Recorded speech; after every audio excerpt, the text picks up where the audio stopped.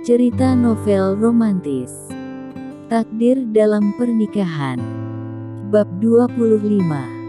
Pesan buat suami tersayang.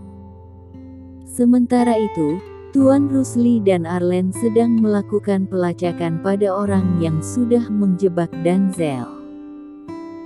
Tuan Rusli terlihat murung saat melihat hasil pelacakannya. Arlen menunggu penjelasan Tuan Rusli sambil meremat jari jemarinya. Orang yang menjebak Denzel tidak bermain sendiri. Ada begitu banyak oknum pejabat yang bekerja sama dengan oknum pejabat internasional dalam jaringan mafia yang ingin menjatuhkan Denzel karena ingin menggilas habis perusahaan raksasa yang dibangunnya.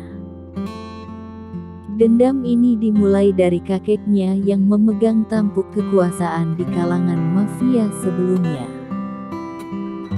Semua yang terlibat dalam jaringan ini punya kepentingan masing-masing. Kalau sudah begini, posisi Denzel sulit untuk diselamatkan, ucap Tuan Rusli frustasi. Tuan Rusli kagum dengan menantunya yang punya pengaruh besar dalam dunia mafia.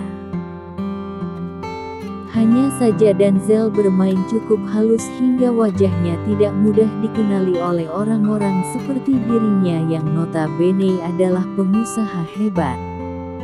Pantas. Wajahnya Denzel begitu asing baginya karena nama besar sang kakek yang ia masih pertahankan di dunia mafia, ucap Tuan Rusli. Itu karena tampuk kekuasaan yang dimiliki oleh Tuan Nixon Dunhill belum lama ini diserahkan kepada Tuan Denzel karena sudah menikahi putri Anda Jenica. Pernikahan mereka terjadi karena kebetulan dan terkesan karena pemaksaan. Cinta mereka seiring waktu, bukan jatuh cinta pada pandangan pertama karena Denzel memanfaatkan Jenica untuk kepentingannya. Menikahi gadis bercadar yang awalnya bagi Denzel adalah sebuah kebodohan. Tapi pada akhirnya mengetahui ia menikahi seorang bidadari, ia baru menyadari kebodohannya, ucap Arlen membuat Tuan Rusli paham karena dirinya dulu seperti Denzel saat mendapatkan ibunya Jenica. Hanya saja Tuan Rusli tidak seberuntung Denzel yang bisa memiliki Jenica seutuhnya karena dukungan sang kakek. Gret. Bunyi ponsel Tuan Rusli menggema. Ternyata itu dari istrinya Mariska. Tuan Rusli mendengar apa yang disampaikan istrinya tentang Jenica. Tuan Rusli mengangguk paham dan berjanji akan kembali ke rumah sakit bersama dengan Arlen. Ada apa Tuan? Sepertinya ada berita baik, ucap Arlen. Jenica sudah siuman. Kamu diminta untuk menemuinya, ucap Tuan Rusli. Baiklah. Kita berangkat sekarang saja, minta Arlen.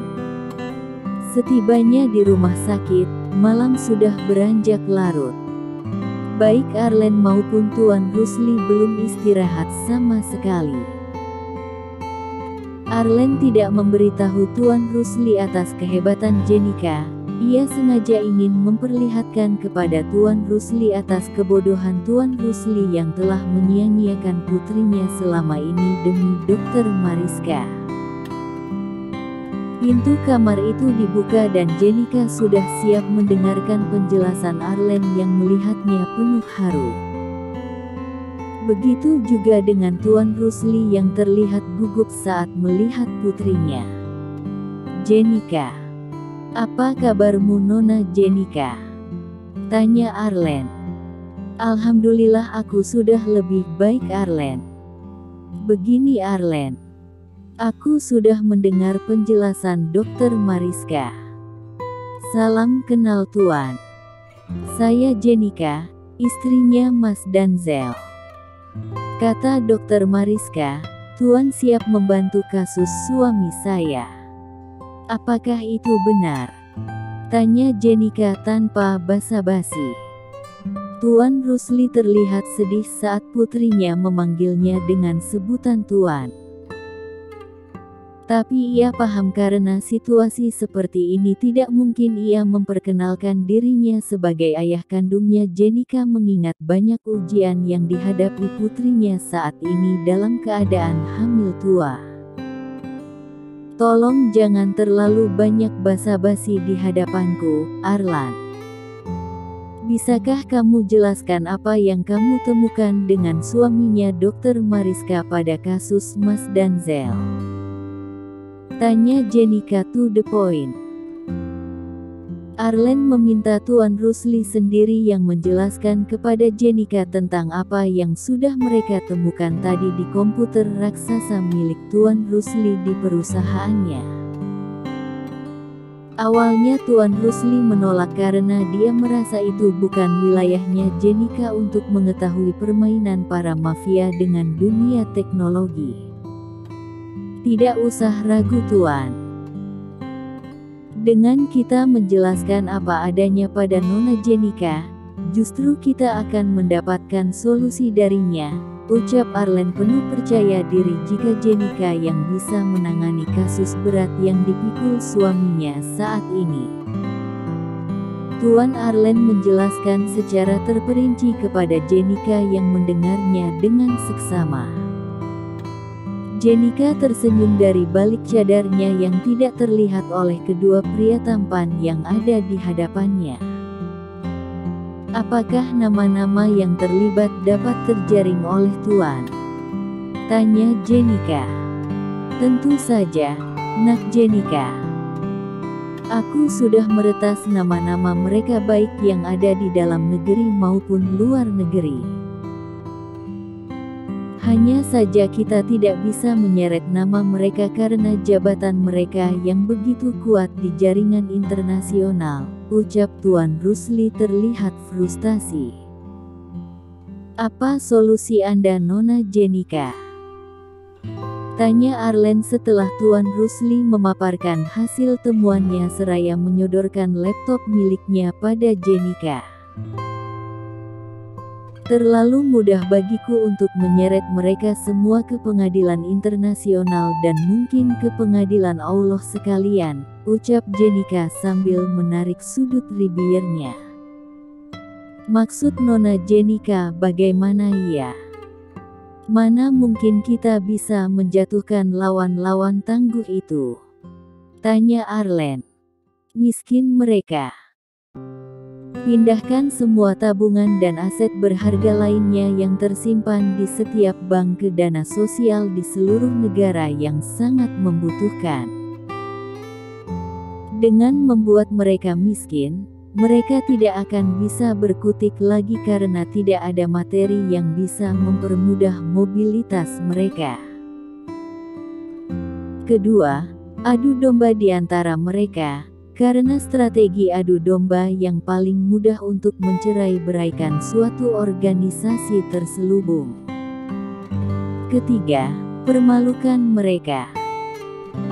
Semua mereka pasti punya aib, entah diri mereka sendiri maupun keluarga mereka.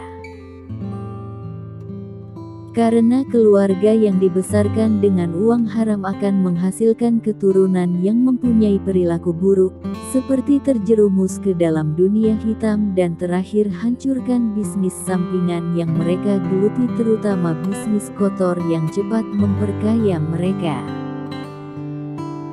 Buka aib mereka dan juga aib keluarga mereka dengan mempertontonkan kepada publik melalui media apapun yang kita bisa tempuh dengan cepat. Paparkan bukti penyelewengan dana korupsi yang sudah mereka umbat untuk kepentingan pribadi. Dengan begitu penghakiman dunia akan lebih menyakitkan bagi mereka daripada penjara itu sendiri. Ancam Jenika tidak main-main dan itu membuat Tuan Rusli dan Arlen saling melakukan tos dengan wajah ceria. Masya Allah, Jenika. Nah, apa ku bilang? Nona Jenika yang akan menemukan solusinya dari benang kusut permasalahan yang belum terurai, puji Arlen penuh rasa syukur. Amazing baby. Puji Tuan Rusli membuat Jenika syok. Kenapa dia memanggilku sayang? Kenapa lelaki tua ini jadi, padaku? Batin Jenika sambil bergidik. Keesokan harinya, Arlen mengunjungi Danzel. Kedatangan Arlen membuat Danzel sangat gembira karena ia yakin Arlen sudah bertemu dengan istrinya Jenika. "Apakah kamu sudah bertemu dengan kesayanganku, Arlen?" tanya Danzel langsung ke pokoknya. "Sekarang baru kesayangan. Lagi ada di depan mata kemarin dicuekin. Rasain lu. Emang enak tuh anakondanya kedinginan di penjara." Batin Arlen mengumpat Danzel. "Alhamdulillah. Saya sudah bertemu dengannya. Keadaannya kurang baik karena kondisi bayimu yang butuh perawatan intensif.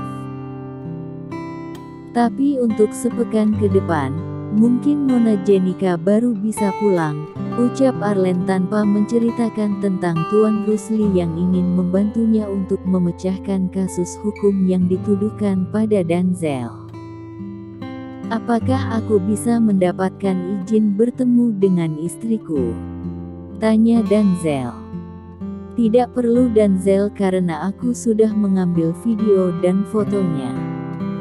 Lihatlah ini," ucap Arlen seraya menyerahkan ponselnya di mana ada fotonya Jenika yang sedang terbaring lemah sebelum gadis itu sadar. Saat membuka rekaman videonya Jenika, rupanya Jenika sedang memberikan pesan untuk suaminya. "Assalamualaikum, Mas Danzel. Apa kabarmu sayang? Aku dan bayi kita baik-baik saja." Jenika minta maaf karena Jenika sudah membuat Mas Danzel panik karena sedang mencari Jenika. Kalau saja Jenika minta izin terlebih dahulu pada Mas Danzel, mungkin kejadian perampokan itu tidak akan terjadi. "Aku sudah durhaka kepadamu dan aku mohon ridho Mas Danzel.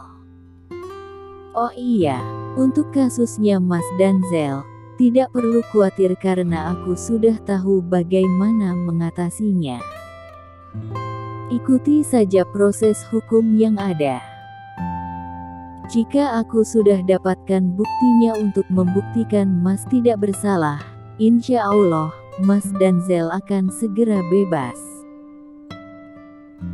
Karena saat ini Mas Danzel masih menjadi praduga tidak bersalah bukan sebagai tersangka karena polisi hanya menindaklanjuti laporan yang terlihat bukan yang sesungguhnya terjadi. Jenika izin masuk ke wilayah bisnis Mas melalui akun Mas dan IT milik Mas, apakah boleh?" tanya Jenika. "Permisi Tuan.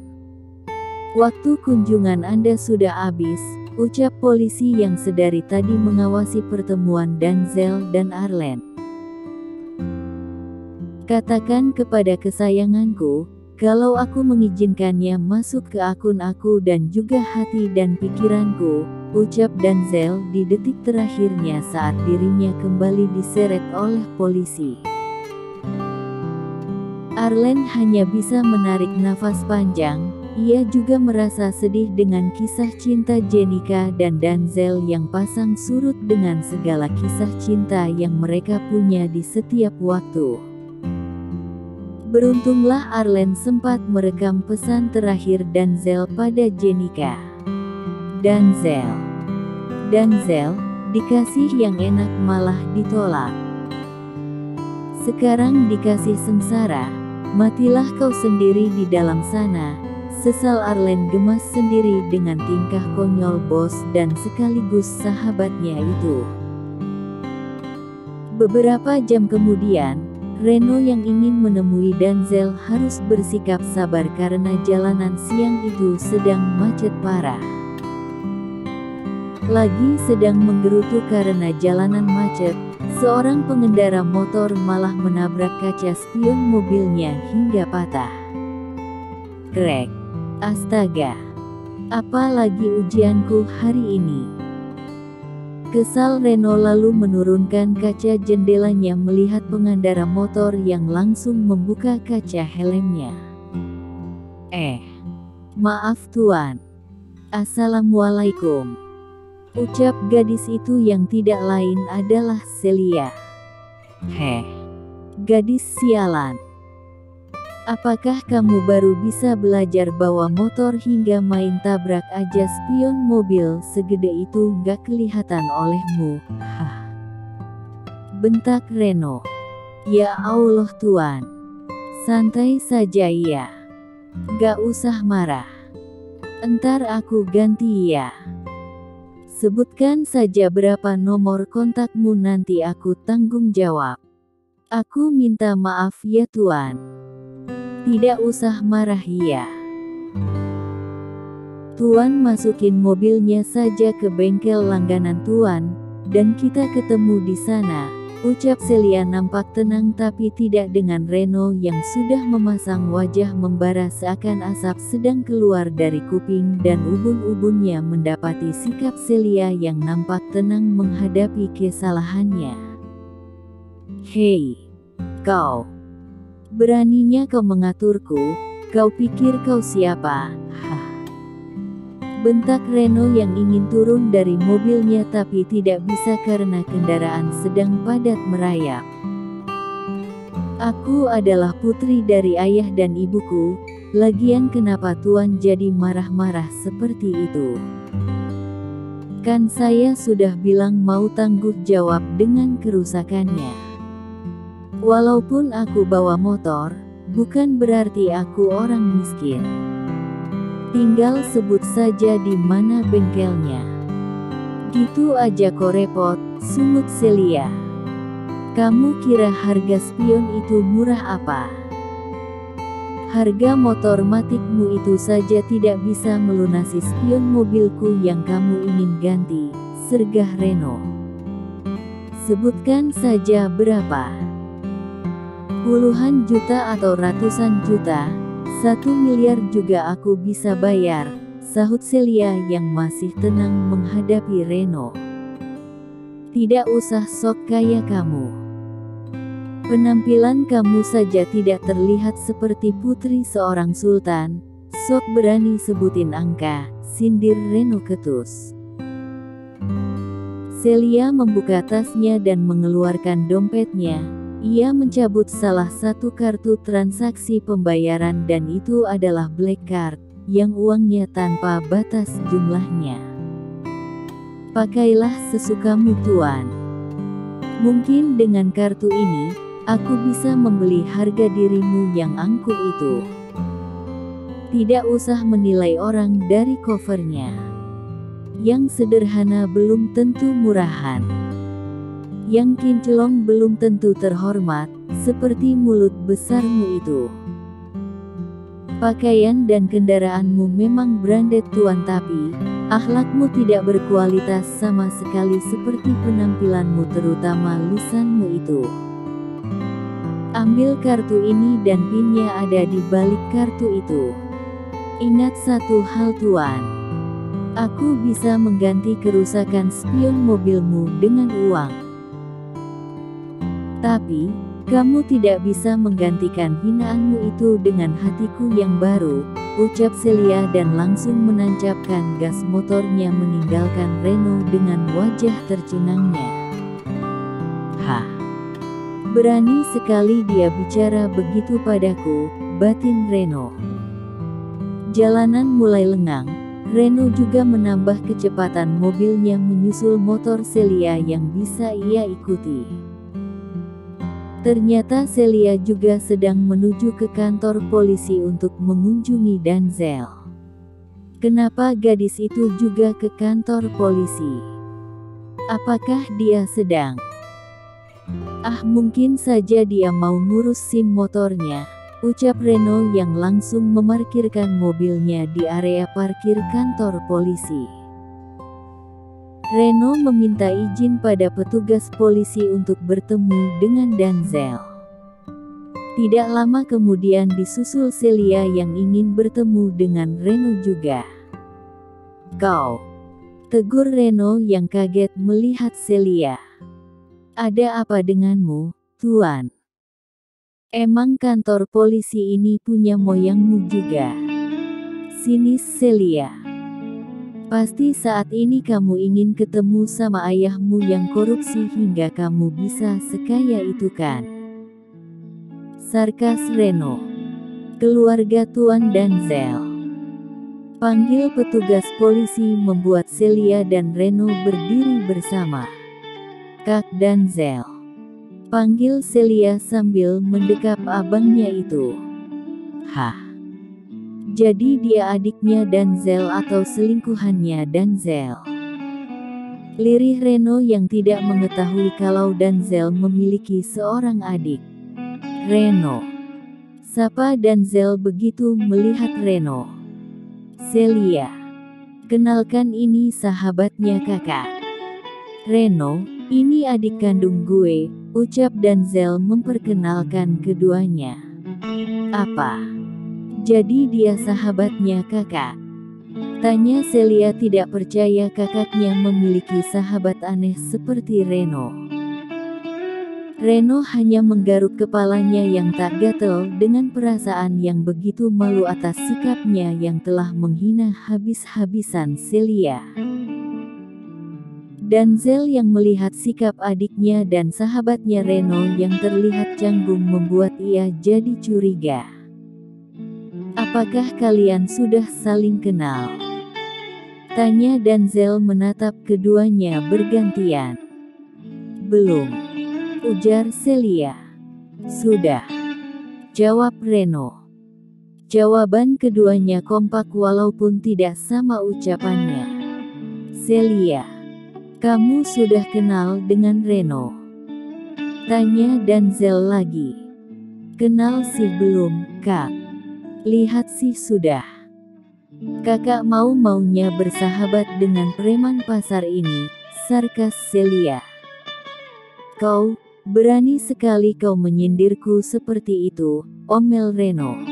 "Reno, ini adik kandung gue loh," tegur Denzel menyadarkan Reno yang mencak-mencak adiknya. "Sorry Denzel. Kak. Celia besok ke sini lagi ya. Mungkin preman ini ingin bicara penting sama kakak," ucap Celia yang sudah tidak mood lagi saat mengetahui Reno adalah sahabat kakaknya. "Hei, tunggu dulu," panggil Reno yang ingin mengembalikan black card miliknya Celia. Denzel jadi kesal melihat keduanya malah sibuk sendiri dengan urusan mereka dan tidak jadi menemuinya. Sebenarnya ada apa antara Celia dan Reno? Apakah mereka berdua sedang pacaran atau gimana? Tanya Denzel. Lanjut ke bab 26.